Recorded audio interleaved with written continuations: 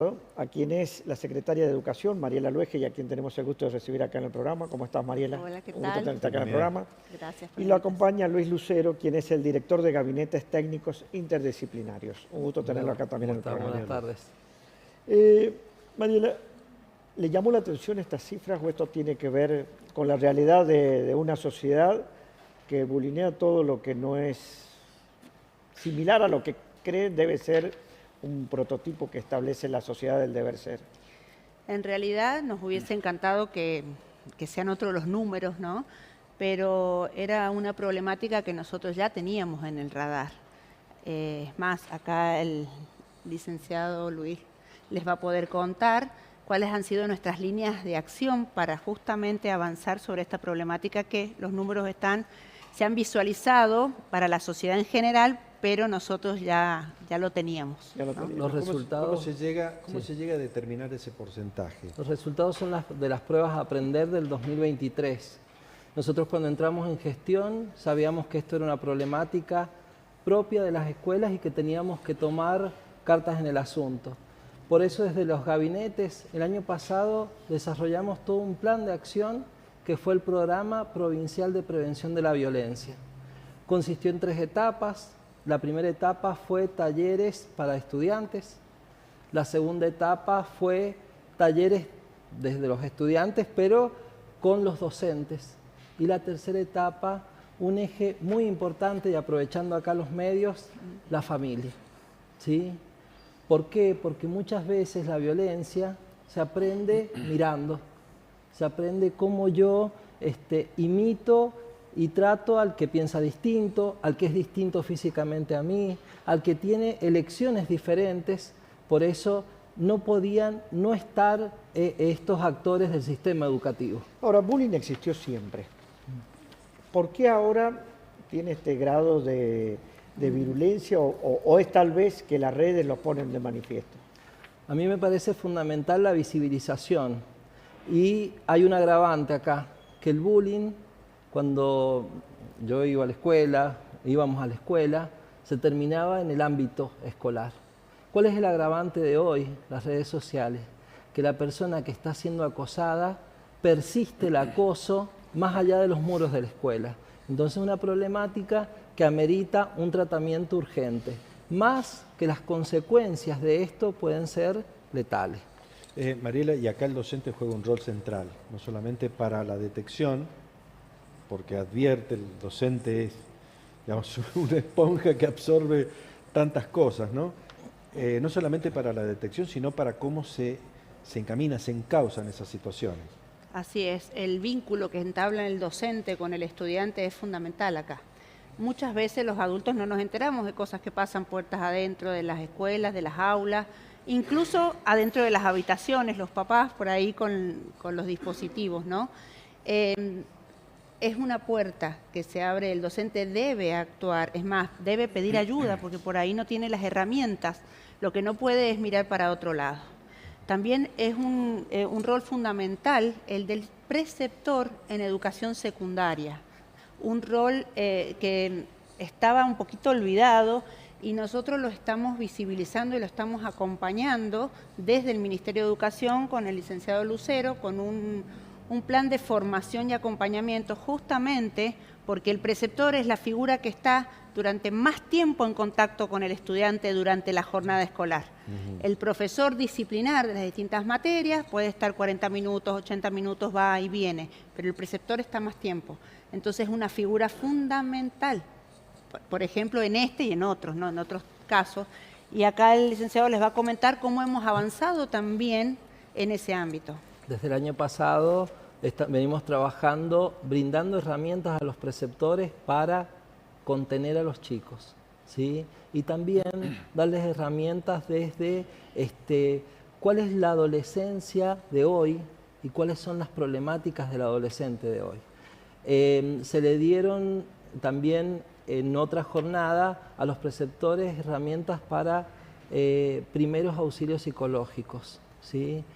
Que eso nos ayudó el Ministerio también de Salud Pública, trabajando a la par con los profesionales de gabinete por una consecuencia que trae el bullying también digamos que no es unidireccional, hay otras aristas también, que es el suicidio, ¿sí? El suicidio adolescente. Yo le hago una pregunta, porque muchas veces es contener al agresor para que paren lo que está haciendo, pero también es darle armas a quien es agredido para aprender a defenderse, porque en la vida muchas veces, no solo en la escuela, a lo largo de sus distintas actividades puede sufrir distintos tipos de agresiones. ¿Cómo se lo prepara ese chico para aprender a defenderse ante ataques de bullying? Sí, nosotros trabajamos con ambos, ¿sí? Entendemos que son dos roles que ambos necesitan apoyo.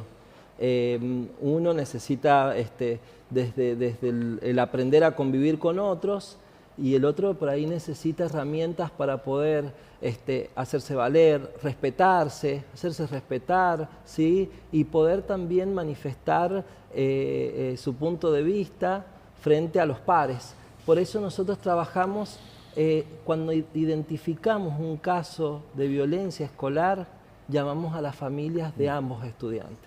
¿Qué ¿Sí? nivel de reacción ven ustedes justamente cuando llaman a las familias, tanto del que agrede como del agredido? ¿Qué nivel de reacción ven? Y vemos algunas cuestiones que son llamativas, como por ejemplo, vemos que de la persona que es agredida, muchas veces se da un común denominador que es la sobreprotección de los padres. ¿Sí? Unos padres que no dejan que su hijo tome decisiones, unos padres que no dan lugar a que el hijo tenga autonomía. Entonces es muy importante, tal como usted lo expresa, poder acompañar a ambos, al que tiene los actos de violencia como también al que los está recibiendo. Yo me acuerdo en la época cuando uno era más chico y si vos le decías, mirá, tal me molesta, te decían, andá y pegale, como herramienta. Claro. Que era una forma de decirle, aprendí a defenderte. Sí, claro. Pero Hoy, no es pacífico, digamos, no sería digamos, pero está bien que la violencia no es bueno, pero también enseñarle a defenderse es importante. Acá tenemos que darle otras herramientas para poder defenderse y pararse, y tiene que ver con lo emocional. Y también tiene que ver con una ley que impulsamos acá con Luis y la gestión en general desde el año pasado, con la Ley de Educación Emocional en la provincia. Avanzar para poder darle herramientas a los docentes que tengan educación emocional para ellos. Nadie puede dar lo que no tiene, ¿sí?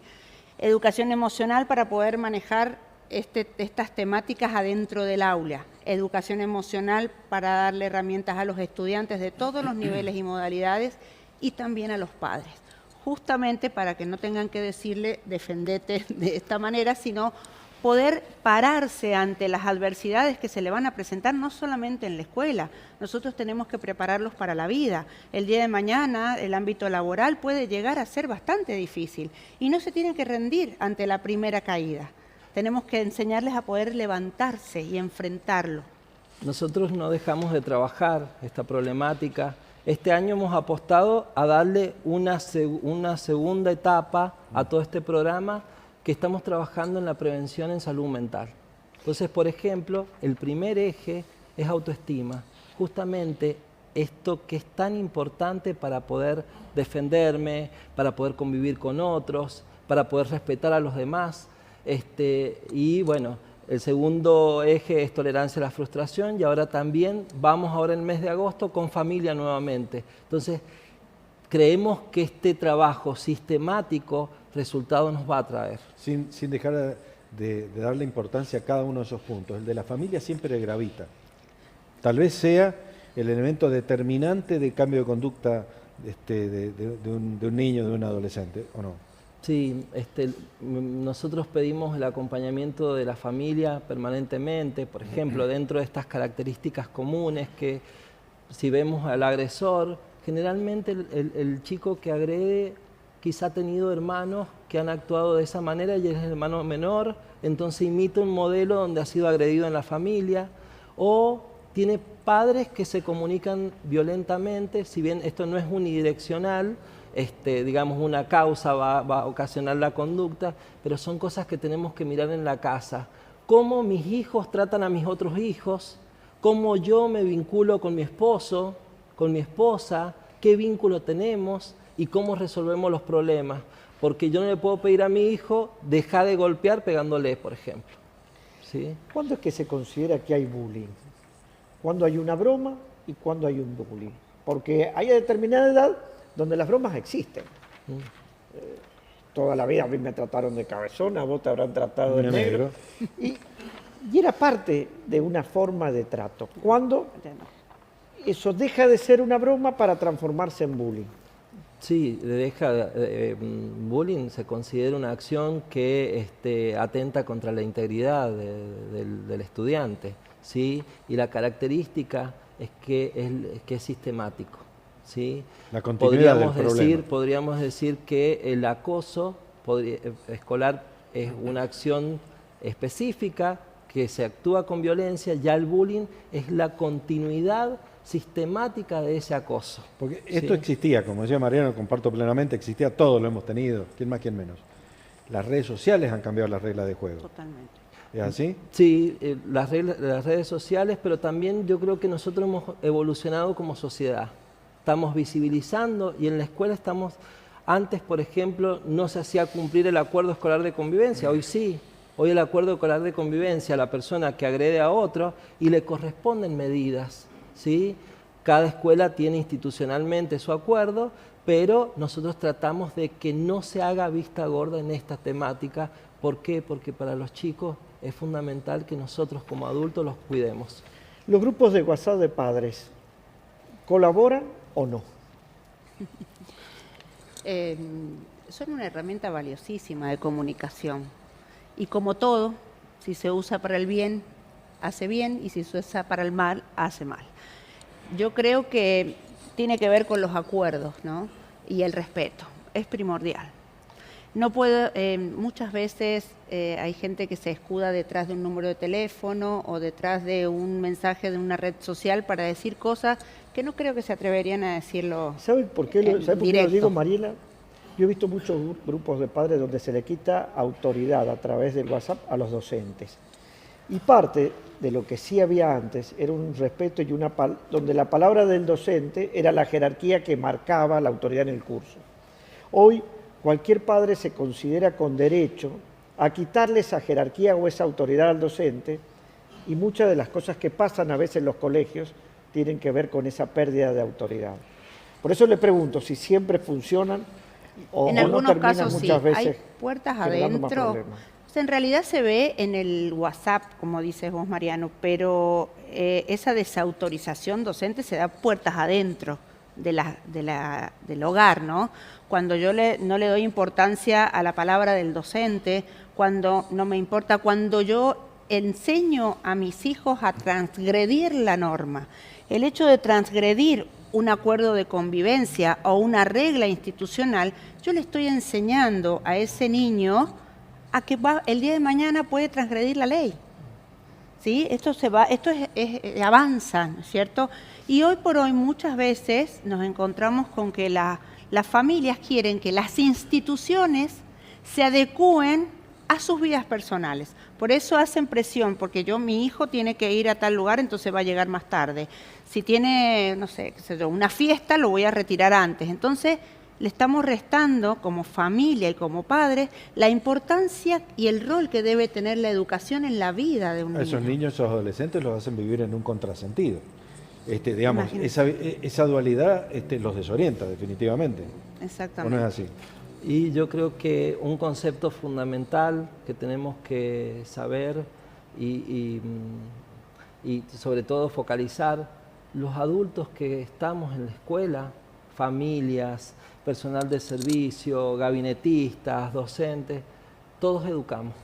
¿Cómo? Mediante la función de cada uno, pero sobre todo mediante el ejemplo. Yo como resuelvo un problema con, no sé, soy docente, resuelvo mi problema de convivencia con un docente, los chicos están mirando. Entonces, ellos están mirando, en esta institución, ¿se avala o se prohíbe la violencia? ¿Sí? Si los padres actúan con violencia, lo más normal es que los chicos también lo hagan. Si los padres los mandan a... Bueno, no le presté atención a tal cosa, que no te importe. Es un trabajo en equipo esto. Es complicado. Esto es un trabajo en equipo, de coherencia y de respeto, entre la escuela y la familia. Si no, no vamos a poder avanzar mucho. La escuela sola no puede, la familia sola no puede. Nos tenemos que unir. Totalmente de acuerdo. Bueno, seguramente ese tema vamos a seguir hablando. ¿Podemos irnos un minutito a otro tema y que tiene que ver con paritaria docente, Mariela? Sé que Sí, usted forma cómo no. parte, por el Ministerio de Educación, del equipo que negocia estas paritarias con los sectores sindicales. ¿Cómo están avanzando las paritarias en este momento? Bueno, nosotros hemos tenido ya un acuerdo firmado que incluía el mes de julio, inclusive, o sea que en agosto vamos a reiniciar las paritarias que tienen que ver con el salario docente. Pero no solo de salario se discuten paritarias. En esta puntualmente sí, hay unas que le llaman pedagógicas, que no tocan lo salarial y que tiene que ver con algún punto con el escalafón docente o la carrera docente. Bien, ¿de salario se van a poner de acuerdo? ¿Cómo ve usted? Ojalá que sí, nos encantaría que así sea, es la idea. Y con respecto a la paritaria pedagógica, la semana pasada hemos terminado uno que seguramente ahí apuntaba tu pregunta. Convocamos a los gremios la semana anterior para resolver un error que contenía la letra de un decreto con acuerdo paritario. Si bien es un decreto que lo firma el gobernador, este tenía en la mesa un acuerdo entre todos los gremios. Y habían omitido en la letra de ese decreto la palabra educación adulto, dejando afuera a una modalidad del sistema educativo. En este caso puntual atañe a los supervisores de esa modalidad para que puedan trasladarse de zonas. Derecho que tenían los supervisores de inicial, primaria y especial, y por esa omisión se veía cercenado el derecho de los supervisores de la modalidad. El problema? Y se ha resuelto, gracias a Dios, ya está. Muy bien. Muy bien, muchas gracias a ambos por haber aceptado la invitación. Gracias a ustedes. ustedes. Volvemos.